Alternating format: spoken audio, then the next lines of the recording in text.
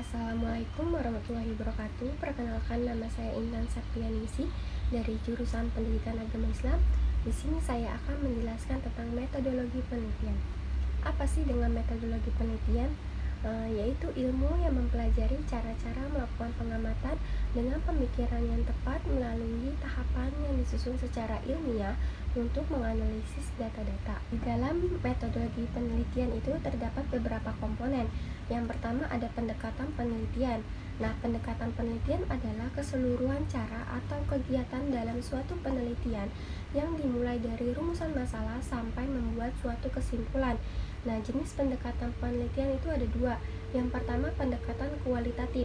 Nah, merupakan pendekatan penelitian berlandaskan fenomenologi dan paradigma dalam mengembangkan ilmu. Nah, bersifat dan cenderung menggunakan analisis. Pendekatan yang kedua adalah pendekatan kuantitatif. Adalah suatu pendekatan penelitian yang menggunakan paradigma dalam mengembangkan ilmu pengetahuan. Nah, penelitian ini yang berlandaskan data konkret, data berupa angka yang akan diukur menggunakan statistik sebagai alat uji perhitungan. Ada jenis-jenis metodologi penelitian. Nah, penelitian yang pertama kualitatif adalah untuk menghasilkan data deskriptif berupa kata tertulis atau lisan dari orang yang diamati. Nah, macam-macam penelitian kualitatif. Yang pertama ada fenomenologi, adalah jenis penelitian yang berorientasi pada hasil filsafat. Nah, filsafat yang dimaksud adalah upaya peneliti menggali informasi dengan cara mencari arti, makna sesuai esensinya. Nah, secara sederhana dapat pula diartikan sebagai upaya untuk mencari pengalaman yang ada dalam kehidupan objek penelitian. Nah, selanjutnya, kedua ada etnografi, adalah penelitian yang memiliki tujuan untuk mengkaji bentuk dan fungsi bahasa yang tersedia dalam budaya, yang selanjutnya digunakan untuk berkomunikasi oleh individu di dalamnya. Nah, serta melihat bagaimana bentuk dan fungsi bahasa tersebut menjadi bagian dari kehidupan sebuah masyarakat. Yang ketiga ada studi kasus, adalah salah satu penelitian yang memfokuskan diri meneliti latar belakang interaksi yang terjadi dalam kondisi masyarakat tertentu yang dilakukan secara mendalam. Nah, yang keempat ada metode teori dasar, adalah penelitian yang dilakukan untuk menemukan suatu teori atau untuk menguatkan teori yang sudah ada dalam mengkaji prinsip dan kaidah dasar yang ada. Nah, selanjutnya dibuat kesimpulan dari dasar yang membentuk prinsip dasar dari suatu teori. Dan yang kelima, metode historis. Nah, adalah penelitian yang memiliki fokus penelitian berupa peristiwa-peristiwa yang sudah berlalu dan melakukan rekonstruksi masa lalu dengan sumber data atau saksi sejarah yang masih ada hingga saat ini. Jenis yang kedua dari metodologi penelitian yaitu penelitian kuantitatif, adalah untuk menghasilkan data berupa angka sebagai analisis keterangan mengenai apa yang ingin diketahui. Macam-macam penelitian kuantitatif. Yang pertama ada metode komparatif. Nah, jenis penelitian yang diperuntukkan mengetahui perbedaan variabel yang diteliti, di mana penelitian ini tidak mengharapkan kemampuan manipulatif agar data yang dihasilkan benar-benar objektif dan akurat. Nah, dengan kata lain, metode komparatif dilakukan sealami mungkin, sehingga hasil dari analisa dari hasil perbedaan variabel yang diteliti terlihat jelas. Yang kedua ada metode deskriptif, adalah metode penelitian yang menyampaikan fakta dengan cara mendeskripsikan dari apa yang dilihat, diperoleh, dan dirasakan. Nah, artinya peneliti cukup menuliskan atau melaporkan hasil laporan pandangan mata mereka, di mana penulis cukup menggambarkan subjek-objek yang sedang diteliti tanpa rekayasa atau semacamnya. Yang ketiga ada metode korelasi, adalah merupakan suatu penelitian yang melibatkan tindakan pengumpulan data guna menentukan apakah ada hubungan dan tingkat hubungan antar dua variabel atau lebih. Jenis metodologi penelitian yang ketiga ada pengembangan R&D, adalah suatu proses untuk mengembangkan suatu produk baru atau menyempurnakan produk yang telah ada. Nah, jenis yang terakhir dari metodologi penelitian ada penelitian tindakan kelas atau PTK, adalah penelitian yang dilakukan di dalam kelas menggunakan suatu tindakan untuk meningkatkan kualitas proses belajar mengajar agar diperoleh hasil yang lebih baik dari sebelumnya. Nah, adapun tujuan penelitian tindakan kelas. Yang pertama, meningkatkan layanan profesional guru dalam menangani atau memecahkan masalah pada proses pembelajaran. Yang kedua, meningkatkan mutu dan hasil pembelajaran di sekolah melalui perbaikan praktik mengajar di kelas dengan mengembangkan berbagai jenis keterampilan. Yang ketiga, melatih dan mengembangkan skill guru agar pembelajaran lebih inovatif. Dan yang keempat, menantang guru untuk lebih kreatif dan inovatif dalam menyelesaikan masalah pembelajaran dengan metode yang baru. Selanjutnya, pola penelitian tindakan kelas. Nah, yang pertama ada pola guru sebagai peneliti. Nah, pola ini memiliki peran penting baik dalam perencanaan maupun dalam pelaksanaan PTK. Nah, tujuan yang dicapai oleh pola guru peneliti adalah untuk memecahkan masalah praktis yang dihadapi oleh guru itu sendiri dalam proses. Kedua, ada pola kolaboratif. Pada pola ini biasanya inisiatif untuk melaksanakan PTK tidak dari guru, akan tetapi dari pihak luar yang berkeinginan untuk memecahkan masalah pembelajaran. Nah, PTK dirancang dan dilaksanakan oleh suatu tim yang biasanya terdiri atas guru, kepala sekolah, dosen LPTK, dan orang lain yang terlibat dalam tim peneliti. Nah, guru berperan hanya sebagai anggota tim peneliti yang berfungsi melaksanakan tindakan seperti yang dirancang oleh tim peneliti. Dan yang ketiga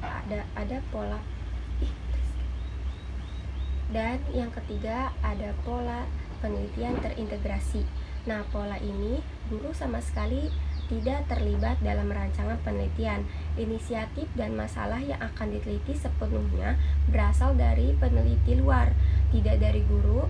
Peran dan fungsi guru hanya sebatas melaksanakan tindakannya. Ada sistematika penyusunan PTK. Yang pertama, mengidentifikasi dan merumuskan masalah. Nah, masalah dalam PTK terkait dengan proses pembelajaran yang pada gilirannya menghasilkan perubahan pada perilaku guru, mitra peneliti, dan siswa. Yang kedua, ada menganalisis masalah. Nah, analisis masalah perlu dilakukan untuk mengetahui dimensi-dimensi masalah yang mungkin ada, untuk mengidentifikasi aspek-aspek pentingnya, dan untuk memberikan penekanan yang memadai. Yang ketiga, merumuskan hipotesis tindakan. Nah, hipotesis dalam penelitian tindakan bukan hipotesis perbedaan atau hubungan, melainkan hipotesis tindakan.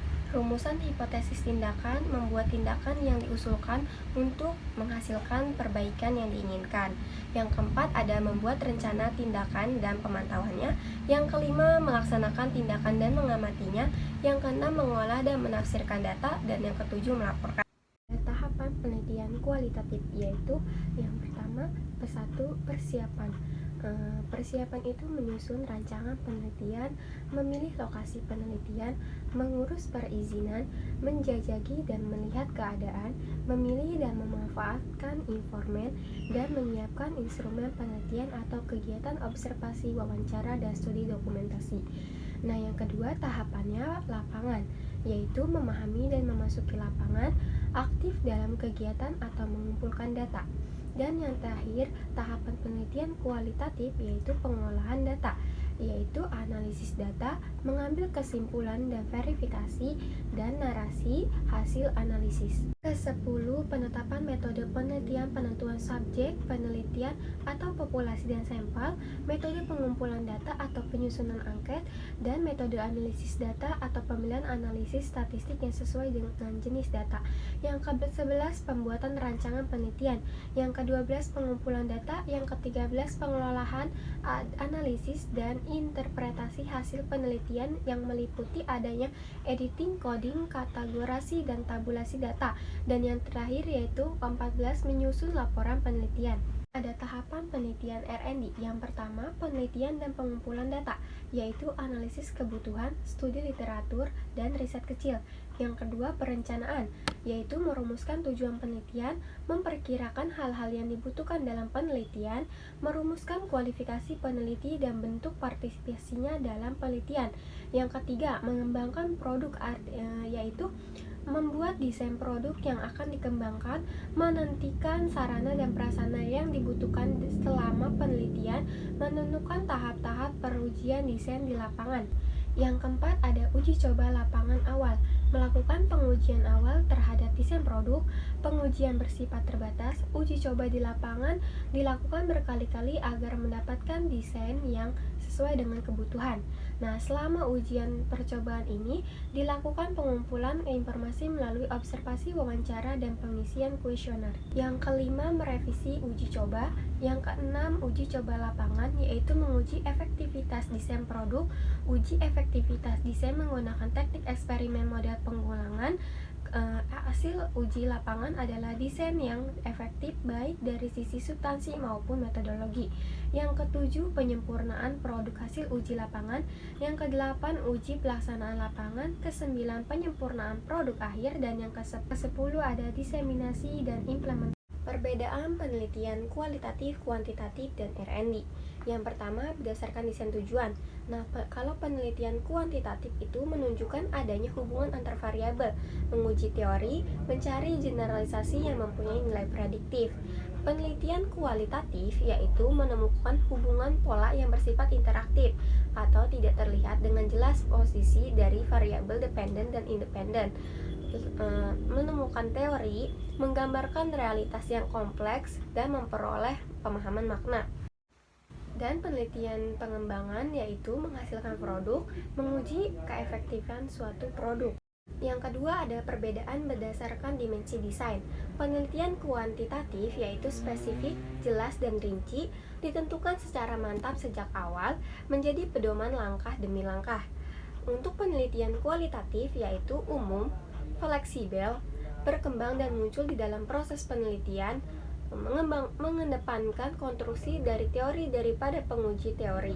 Dan yang ketiga, penelitian pengembangan yaitu memerlukan analisis kebutuhan, melakukan uji produk, dan life product evaluation atau evaluasi produk bersifat sepanjang hayat.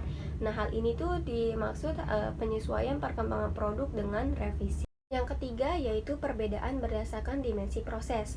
Nah, penelitian kuantitatif yaitu selalu diawali dengan permasalahan yang jelas dan diurai secara empirik dan teorik atau studi pendahuluan.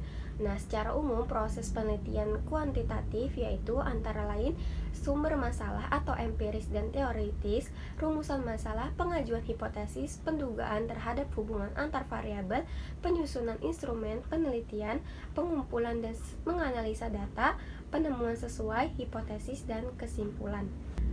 Untuk penelitian kualitatif tidak diawali dengan permasalahan yang jelas sehingga peneliti harus melakukan pengamatan-pengamatan secara umum atau kasar terhadap objek yang akan diteliti secara berulang-ulang. Nah, proses ini tuh disebut sebagai proses tahap deskriptif. Nah, proses penelitian kualitatif yaitu tahap deskriptif. Nah, memasuki konteks sosial, tahap reduksi atau penentuan fokus memilih di antara yang telah dideskripsikan. Tahap seleksi atau mengurangi fokus menjadi komponen yang lebih rinci. Proses memperoleh data dilakukan secara sirkular dan berulang-ulang dengan berbagai cara dan dari berbagai sumber. Proses analisa dan interpretasi data dan menarik kesimpulan. Untuk proses penelitian pengembangan diawali dengan potensi atau masalah yang muncul di lingkungan si peneliti. Nah, kemudian peneliti menetapkan produk apa yang akan dihasilkan sebagai solusi atas masalah tersebut. Nah, adapun langkahnya, penelitian media yang digunakan yaitu potensi masalah, pengumpulan data, desain produk, validasi desain, revisi desain, uji coba produk, revisi produk, uji coba pemakaian, revisi produk, dan produk massal. Perbedaan selanjutnya berdasarkan dimensi hasil.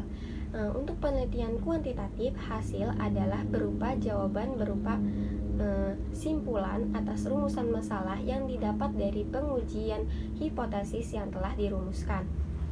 Untuk penelitian kualitatif tidak hanya menghasilkan data atau informasi yang sulit dicari melalui metode kuantitatif, tetapi juga menghasilkan informasi-informasi yang bermakna, bahkan menghasilkan hipotesis atau ilmu-ilmu baru yang dapat digunakan untuk membantu memecahkan masalah dan meningkatkan taraf hidup manusia. Nah, hasil penelitian akan dapat ditemukan oleh peneliti lain asal sasaran masalah Nah, untuk penelitian pengembangan adalah berupa produk yang telah teruji dan layak untuk diproduksi secara massal. Selanjutnya, perbedaan berdasarkan dimensi manfaat. Yang pertama, penelitian kuantitatif lebih bersifat makro karena hasil dari penelitian atas sampel dapat digeneralisasikan kepada populasi. Untuk penelitian kualitatif lebih bersifat mikro. Hasil dari penelitian hanya bisa diberlakukan untuk lingkup yang diteliti dan memiliki transferability terhadap kasus yang benar-benar serupa dengan objek yang diteliti. Dan untuk penelitian pengembangan memiliki sifat yang sama dengan penelitian kualitatif dengan tergantung terhadap cakupan masalah yang sedang. Semakin luas cakupan wilayah penelitian, maka manfaat dari hasil penelitian atau produk juga dapat diterapkan di wilayah yang luas. Di komponen metodologi penelitian ada variabel. Yang pertama, pengertian variabel penelitian. Nah, variabel adalah setiap karakteristik, jumlah, atau kuantitas yang dapat diukur dan dihitung. Nah, jenis-jenis variabel penelitian itu ada variabel bebas, adalah variabel yang memiliki pengaruh atas perubahan yang terjadi pada variabel lainnya. Suatu perubahan yang terjadi pada suatu variabel dianggap disebabkan oleh variabel bebas ini. Nah, yang kedua ada variabel terikat, yaitu berkebalikan dengan variabel bebas. Variabel terikat berarti variabel yang dipengaruhi oleh variabel lainnya. Dan yang ketiga, variabel moderator adalah variabel merupakan variabel berbasis kedua. Artinya variabel moderator adalah variabel yang mempengaruhi atau memperkuat dan memperlemah hubungan antar variabel bebas dan variabel terikat. Yang keempat ada variabel perancu. Variabel perancu merupakan variabel yang berhubungan variabel bebas dan variabel terikat, tetapi bukan variabel antara. Dan yang kelima, variabel kendali. Variabel kendali merupakan variabel terikat, tetapi dalam penelitian keberadaannya dijadikan netral. Selanjutnya, jenis variabel berdasarkan skala pengukurannya. Yang pertama ada variabel nominal. Adalah variabel dengan skala paling sederhana karena fungsinya hanya untuk membedakan atau memberi label suatu objek atau kategori. Nah, contoh variabel nominal yaitu jenis kelamin laki-laki dan perempuan. Yang kedua ada variabel ordinal, adalah variabel yang disusun berdasarkan jenjang dalam suatu atribut tertentu. Contoh variabel yaitu status sosial ekonomi rendah, sedang, dan tinggi. Yang ketiga ada variabel interval, adalah variabel yang dihasilkan dari suatu pengukuran di mana pengukuran itu diasumsikan terdapat satuan pengukuran yang sama. Sifat variabel interval adalah adanya contoh dari variabel interval adalah contoh prestasi belajar atau motivasi belajar, yaitu 5, 6, 7, 8, dan sebagainya. Dan setiap nilai kategori diukur dari titik yang sama. Contoh variabel rasio adalah berat badan. Jenis variabel berdasarkan dapat tidaknya variabel penelitian dimanipulasi. Yang pertama ada variabel statis, merupakan variabel yang tidak dapat diinterpretasi atau dimanipulasi oleh peneliti. Nah, contoh variabel statis adalah jenis kelamin, umur, status perkawinan, dan lain sebagainya. Yang kedua, variabel dinamis adalah variabel yang dapat hubungan antar variabel. Pertama, ada hubungan asimetris. Pada hubungan asimetris, suatu variabel atau variabel-variabel bebas berhubungan dengan variabel atau variabel-variabel berikut, yaitu hubungan variabel bivariat, hubungan antar dua variabel, yaitu kedua ada hubungan multivariat, yaitu hubungan antar tiga variabel atau lebih. Nah, yang kedua hubungan variabel simetris. Nah, hubungan variabel simetris artinya ada hubungan antar dua variabel, tetapi variabel yang satu tidak disebabkan oleh dipengaruhi oleh variabel lainnya. Yang ketiga ada hubungan variabel timbal balik. Nah, artinya bersifat timbal balik jika variabel yang satu mempengaruhi variabel lainnya dan sebaliknya. Pengertian populasi dan sampel. Nah, populasi adalah jumlah keseluruhan dari satuan-satuan atau individu-individu yang karakteristiknya hendak diteliti. Nah, satuan-satuan tersebut dinamakan unit analisis dan dapat berupa orang-orang, institusi, benda-benda, hewan, dan lain sebagainya. Nah, untuk sampel adalah sebagian kecil dari objek penelitian yang dipilih oleh peneliti dari populasi, kemudian diambil beberapa saja, itu namakan disebut sampel. Jenis teknik sampling. Yang pertama, teknik random sampling adalah teknik sampling yang dilakukan dengan memberikan peluang atau kesempatan kepada seluruh anggota populasi untuk menjadi sampel. Nah, satu, teknik sampling secara rambang sederhana. Nah, cara ini yang dipakai dalam proses penarikan sampel rambang sederhana adalah dengan undian. Nah, yang kedua, teknik sampling secara sistematis. Nah, penarikan sampel dengan cara pengambilan setiap kasus atau nomor urut yang kesekian dari daftar populasi. Tiga, teknik sampling secara rambang proporsional. Populasi terdiri dari subpopulasi, maka sampel penelitian diambil dari setiap subpopulasi. Dan adapun cara pengambilan sampel dapat dilakukan secara undian maupun sistematis. Nah, yang keempat, teknik sampling secara rambang bertingkat. Nah, bila subpopulasi sifatnya bertingkat, cara pengambilan sampel sama seperti pada teknik sampling secara proporsional. Dan teknik sampling secara klaster. Nah, populasi dibagi ke dalam kelompok kewilayahan, kemudian memilih wakil tiap-tiap kelompok. Yang kedua ada teknik non-random sampling, adalah teknik pengambilan sampel dari populasi yang ditemukan atau ditentukan sendiri oleh peneliti dan atau menurut pertimbangan pakar. Nah, bahwa setiap anggota populasi memiliki peluang nol, artinya pengambilan sampel didasarkan judgement, status, kuantitas, kesukarelaan, dan sebagainya. Yang pertama ada purposive sampling. Nah, penarikan sampel dari populasi secara purposive adalah cara penarikan sampel yang dilakukan dengan memilih subjek berdasarkan kriteria khusus atau spesifik yang ditetapkan oleh peneliti. Yang kedua, snowball sampling atau penarikan sampel secara bola salju. Nah, penarikan sampel pada populasi berdasarkan pola ini dilakukan dengan menentukan sampel pertama. Sampel berikutnya ditentukan berdasarkan informasi dari sampel pertama. Sampel ketiga ditentukan berdasarkan sampel dari sampel kedua, dan seterusnya sehingga jumlah sampel semakin besar seolah-olah jadi efek seperti bola salju. Yang ketiga ada kuota sampling atau penarikan sampel secara jatah.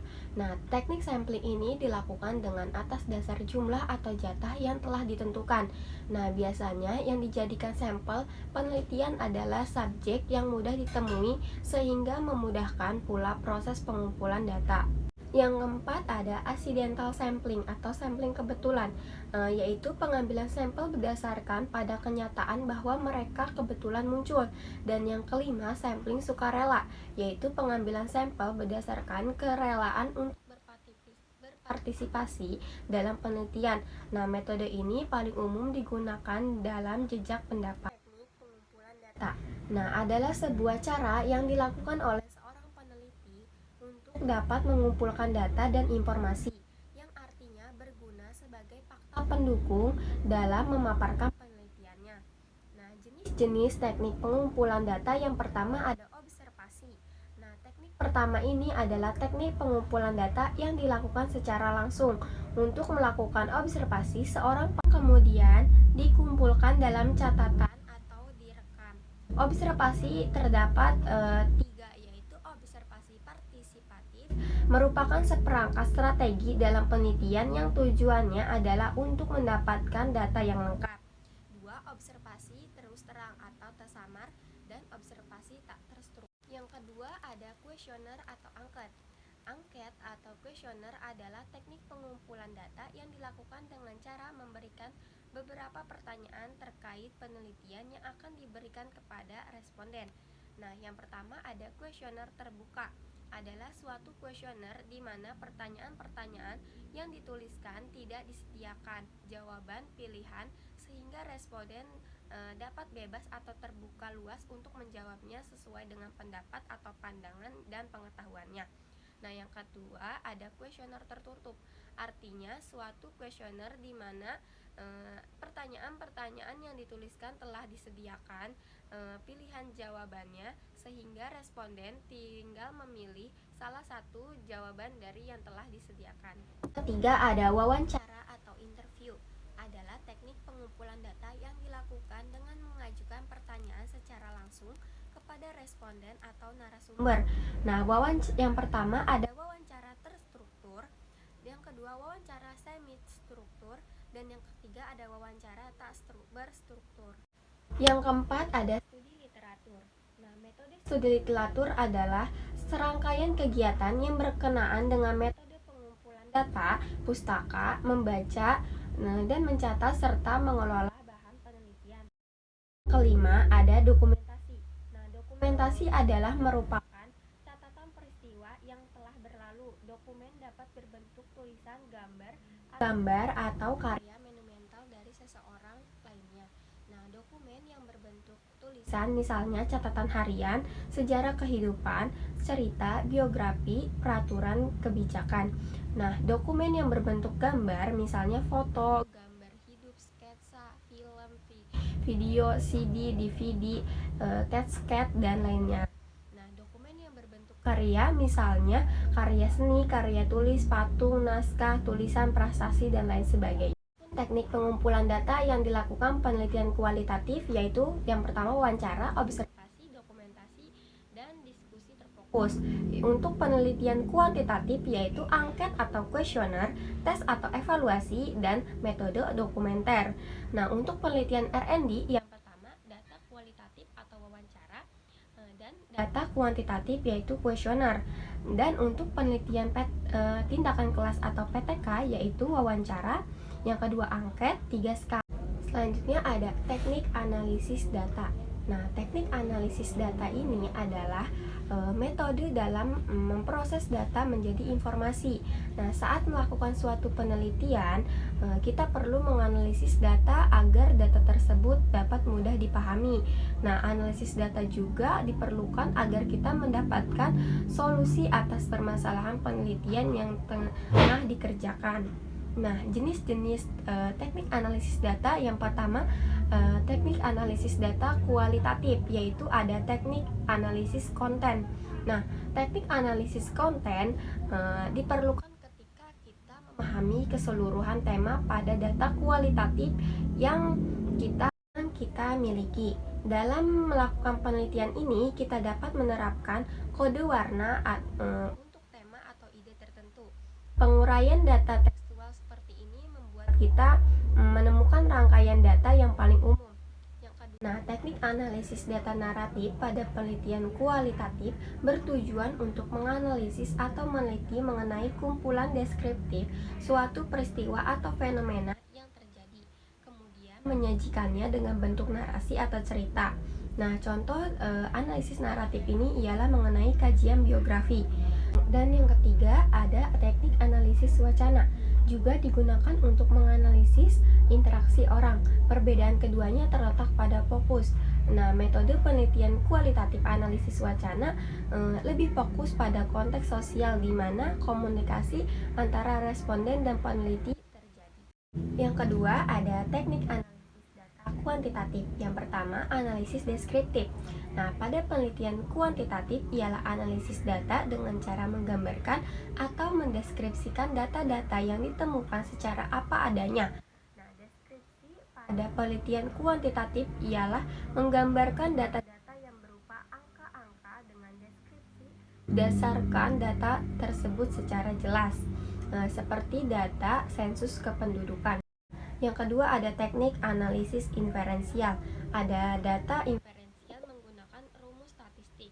Nah, hasil yang diperoleh dari perhitungan tersebut digunakan sebagai dasar untuk membuat kesimpulan yang berlaku secara umum atau generalisasi. Model teknik analisis data. Yang pertama, model induktif. Nah, ialah analisis data yang prosesnya berlangsung dari fakta-fakta atau data ke teori. Yang kedua, model deduktif. Nah, analisis data secara deduktif ialah analisis data yang berkebalikan dari model induktif. Pada analisis data model deduktif ialah prosesnya berlangsung dari teori-teori baru ke fakta-fakta. Atau selanjutnya ada langkah-langkah dalam teknik analisis data. Yang pertama, pengolahan data. Nah, ini bertujuan untuk menyeleksi atau memfokuskan data dengan permasalahan penelitian. sehingga data-data tersebut tidak menyebar. Nah, pertama ada tahap penyuntingan. Nah, yaitu tahap penyuntingan atau editing ini ialah tahap paling awal, yaitu memeriksa atau mengecek data-data yang sesuai dengan rumusan permasalahan penelitian.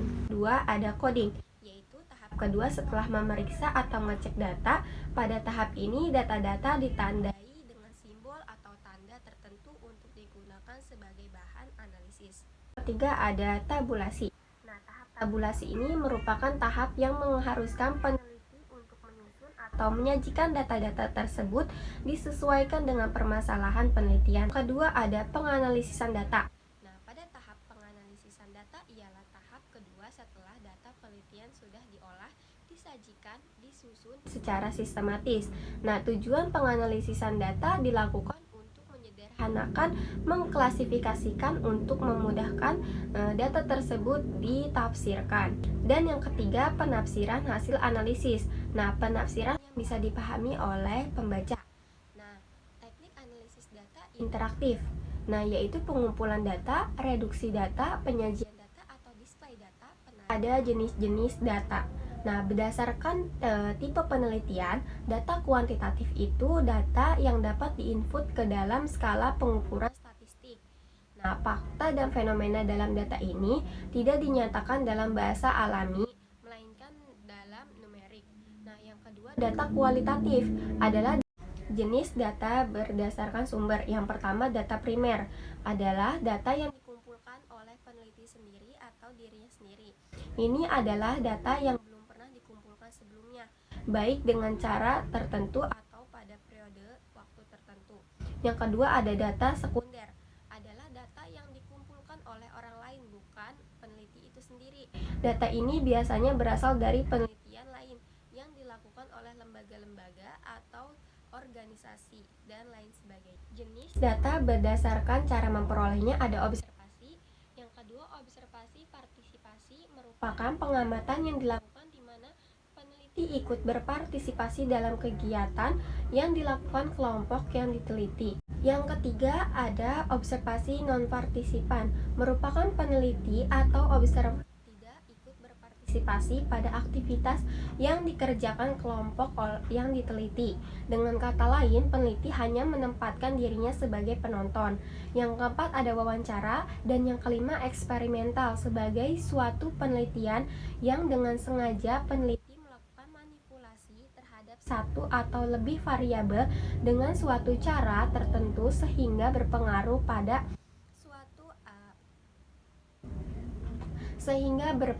pada satu. Selanjutnya ada hipotesis. Nah, apa sih pengertian dari hipotesis penelitian?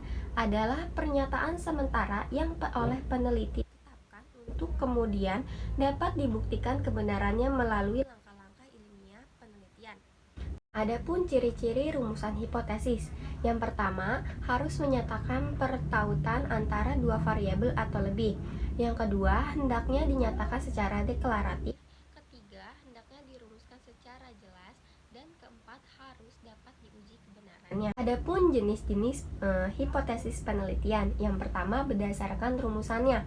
Hipotesis kerja yaitu jawaban sementara yang sebenarnya, yang merupakan sintetis dari hasil kajian teoritis.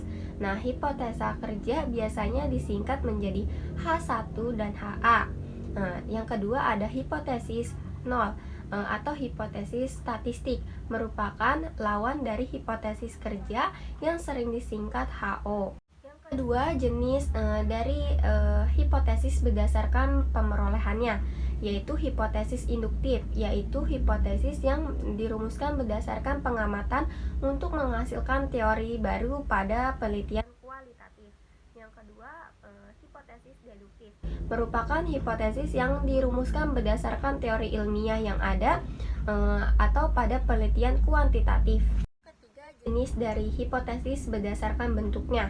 Yang pertama, ada hipotesis deskriptif, adalah dugaan atau jawaban sementara terhadap permasalahan yang bersifat deskriptif atau permasalahan yang berhubungan dengan variabel tunggal. Kedua, hipotesis komparatif adalah sebuah dugaan atau jawaban sementara terhadap rumusan masalah yang sifatnya untuk menjawab pertanyaan perbandingan atau komparasi antara Ketiga adalah hipotesis asosiatif, adalah sebuah jawaban sementara terhadap rumusan masalah yang di dalamnya untuk menjawab pertanyaan adakah hubungan antara dua variabel penelitian. Adapun langkah-langkah penyusunan hipotesis, yang pertama merumuskan masalah, kedua menetapkan hipotesis dari permasalahan tersebut, ketiga mengumpulkan fakta-fakta yang bersifat relevan, yang keempat membandingkan fakta-fakta yang didapat, yang kelima melakukan pengujian terhadap hipotesis tersebut, dan yang keenam penerapan dari jawaban hipotesis yang sudah teruji kebenarannya. Mungkin cukup sekian pemaparan materi dari metodologi penelitian. Kurang dan lebihnya mohon maaf. Wassalamualaikum warahmatullahi wabarakatuh.